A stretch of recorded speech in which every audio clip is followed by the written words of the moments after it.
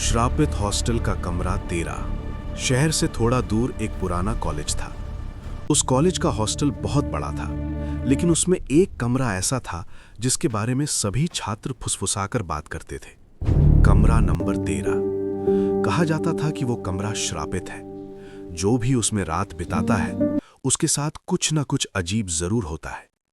नए सेमेस्टर में संदीप नाम का एक छात्र हॉस्टल में रहने आया। उसे इन भूत प्रेत की कहानियों पर बिल्कुल विश्वास नहीं था। वार्डन ने उसे कमरा नंबर 13 देने से मना किया, लेकिन संदीप जिद पर अड़ गया। सर, ये सब बस अफवाह है, मैं वहीं रहूंगा, संदीप ने हंसते हुए कहा। आखिरकार वार्डन ने मजबूरी में उसे वही कमरा दे दिया। पहली रात सब कुछ सामान्य था, लेकिन आधी रात के करीब अचानक कमरे की खिड़की अपने आप जोर जोर से हिलने लगी। बाहर हवा भी नहीं चल रही थी। संदीप थोड़ा घबरा गया, लेकिन उसने खुद को समझाया कि शायद पुरानी खिड़की है। कुछ देर बाद उसे ऐसा लगा जैसे कमरे के बाहर कोई धीरे धीरे कदमों से चल रहा हो। ठक ठक ठक। संदीप ने दरवाजा खोला, लेकिन बाहर कोई नहीं था। वो वापस बिस्तर पर लेट गया। तभी अचानक कमरे की लाइट अपने आप बंद हो गई। अंधेरे में उसे लगा जैसे कमरे के कोने में कोई खड़ा है। धीरे धीरे एक परछाई दीवार से अलग होने लगी। संदीप का दिल जोर जोर से धड़कने लगा। अचानक एक धीमी और डरावनी आवाज आई। ये कमरा मेरा है, संदीप ने कांपते हुए पूछा।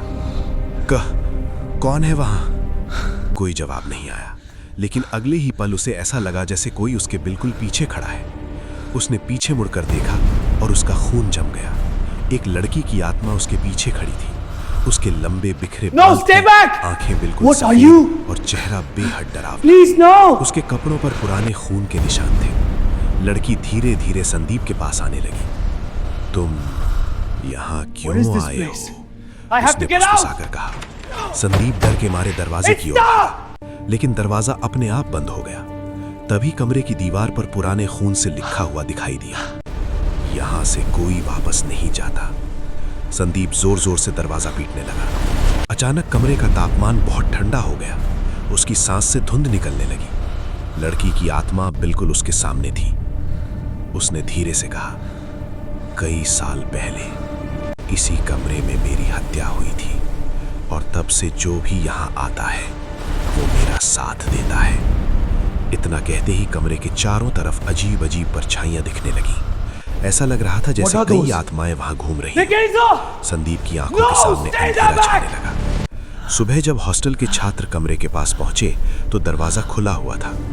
अंदर संदीप बेहोश पड़ा था। Sandeep, wake up! जब उसे होश आया तो वो सिर्फ एक ही बात बार-बार कह रहा था। This is bad. Can you help? वो अभी भी वहीं है। वो अभी भी वहीं है। उस दिन के बाद संदीप ने हॉस्टल छोड़ दिया, लेकिन आज भी हॉस्टल के छात्र कहते हैं कि आधी रात को कमरा नंबर 13 से किसी लड़की की धीमी आवाज सुनाई देती है, और कभी-कभी खिड़की में एक सफेद चेहरा दिखाई देता है। इसलिए आज तक कोई भी छात्र उस कमरे में रात बिताने की हिम्मत नहीं करता, क्योंकि लोग कहते हैं श्रापित हॉस्टल का कमरा 13 अभी भी अपनी अगली शिकार का इंतजार कर रहा है।